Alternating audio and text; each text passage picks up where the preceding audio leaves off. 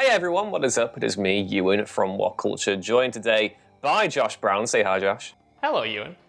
Hi. It's great to say hello to commence the festivities because we've got some more Spider-Man news. I feel as though a while ago it was the Star Wars news that wouldn't stop. It was the not stop wars, and now we have Spider-Man just every single day coming at you from every single angle. He's just swinging in from the rooftops, from the alleyways, from the walls he's clinging, and now he's back again with another bit of news. Josh, what is it this time? Well, this time it's actually a different Spider-Man, Ewan Patterson, because according to MCU Cosmic, who has cited one of their apparent reliable sources who in the past has told them a bunch of accurate DC-related info, apparently Sony and Marvel have found their MCU version of Miles Morales. Apparently, this character could be introduced in the upcoming Spider-Man 3 alongside all of the other characters that are apparently in the upcoming Spider-Man 3. There's not much more to it than that from a kind of factual basis. Apparently, both Marvel and Sony have found who they want to be Miles Morales, which is interesting and could indicate that we get a casting announcement sooner rather than later if they already have the actor locked in. But yes, apparently Miles Morales will be getting a formal introduction in the MCU proper, because while he has been hinted at in the past, and obviously Donald Glover played Aaron Davis, his uncle, in Spider-Man Homecoming, I think it's only in a deleted scene that Miles' name has actually been name dropped. So this would be obviously the first time the character has appeared in live action on screen, which I'm very excited about. I want as many Spider-Men as I can possibly get in my Spider-Man movies, but I do have some thoughts about what this might mean for Spider-Man 3, but I will let you react first and foremost. As first of all, I'm super excited about this. As someone who was spectacularly bummed that when they announced they were doing another Spider-Man, when they announced the Civil War that Spider-Man was going to be in it, I thought Miles Morales was the perfect character to introduce then, and then we got another Peter Parker, who, and I'm gonna be really salty about this. He is this version. The MCU's Peter Parker has taken so much from Miles' story from the original Bendis, Sarah Pichelli run, like his personality, the way he, relates to the Avengers and stuff. Even his friend, Genki, they changed his name to Ned Leeds in the MCU. So there's already a lot of Miles' mythology that Sony and Marvel took and just gave to Peter, which is all kinds of crap. But equally, I'm looking forward to him actually getting to be in live action soon. That's so cool. Especially, we've got the Miles Morales game coming out this year. We had Spider-Verse 2 years ago. So again, it's great to see that trajectory for the character, even if I am kind of just at the same time just kind of reconciling it with the fact that so much of Miles' qualities were taken from him and just given to Tom Holland's Peter Parker. No, you make a really kind of valid point there, because that's absolutely 100% true, and it makes me wonder which version of Miles we're going to see here, because actually MCU Cosmic made a really interesting point in their article. They said that, Peter obviously has been gone for 5 years with the snap. He was one of the people who disintegrated to nothing and then popped out as if nothing had happened. But what if, Miles had been living through that kind of post-Endgame 5-year period? Like, how would that change you as a person, as a hero, as someone like coming of age in all of that trauma and all of that kind of, grief in a world that has lost half of its superheroes, you know what I mean? I feel like maybe if they're going to do their own version of Miles, because they have used a lot of material for Tom Holland's Peter, that might be an interesting kind of route to go down. It might kind of potentially age Miles up so he's closer in age to Peter as well, which would be an interesting dynamic, because, in Into the Spider-Verse and in some of the comics before then,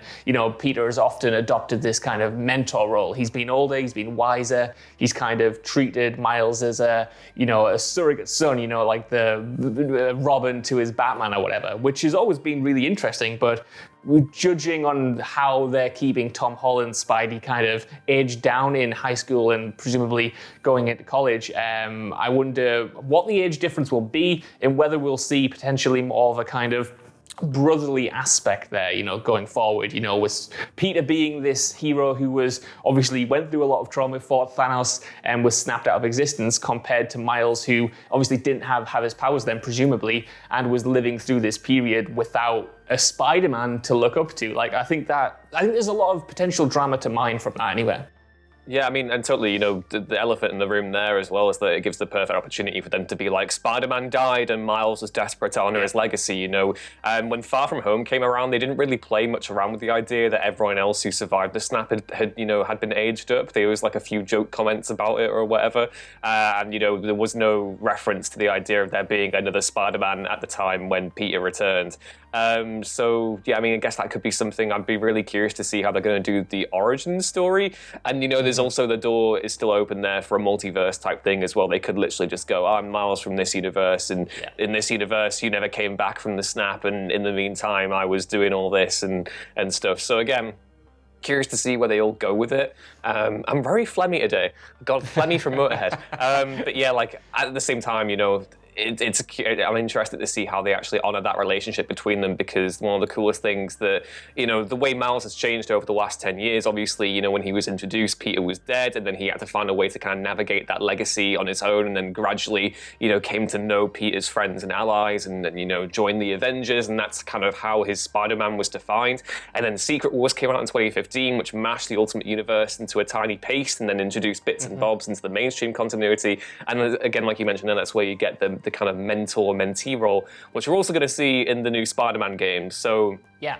Again, there's all sorts of different places they could take this relationship. I'm curious though, like to see what kind of aspects of Miles' personality they bring in, and yeah, that's kind of where I'm at currently. The way Spider-Man is going right now, it could go in so many different directions. What with the multiverse, what with the limited, the timestamp on the Sony Marvel date, if they choose to renew it or not. So, who knows what's next? Yeah, I think one of like the biggest points in the entire piece, for me anyway, is that this is definitely going to be an MCU version of Miles Morales. I wondered, perhaps in my naivete for the longest time, whether or not Miles would be introduced as kind of Sony Spider-Man, to be able for them to have, a Spider-Man sub-franchise, introduce this Miles' version alongside Venom and Morbius or any of the other kind of spin-offs they had. But it doesn't seem like that's the case. This seems like it's very much entrenched in the universe that Homecoming and Far From Home and the Avengers movies have established. And I do wonder whether or not we're going to see him organically introduced or, like you said, plucked from a multiverse fully formed already.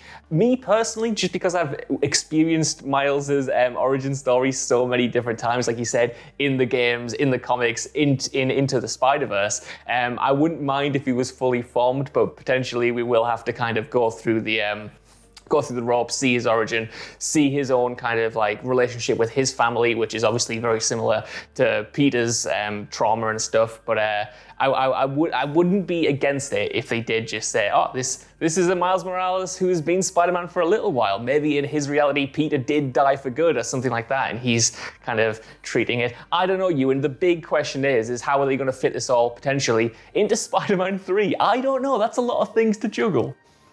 It is. It's an awful lot of things to juggle. Let us know how you're going to be juggling it, though, down in the comments below. Are you looking forward to Miles Morales coming into the MCU? And also, all the other stuff from yesterday with Spider-Man 3 in regards to the rumours surrounding Tobey Maguire and Andrew Garfield. Please let us know your thoughts down there. And don't forget to like, share, and subscribe. And head back on over to whatculture.com. You could even thwip over there and swing or maybe crawl all over the site and do that.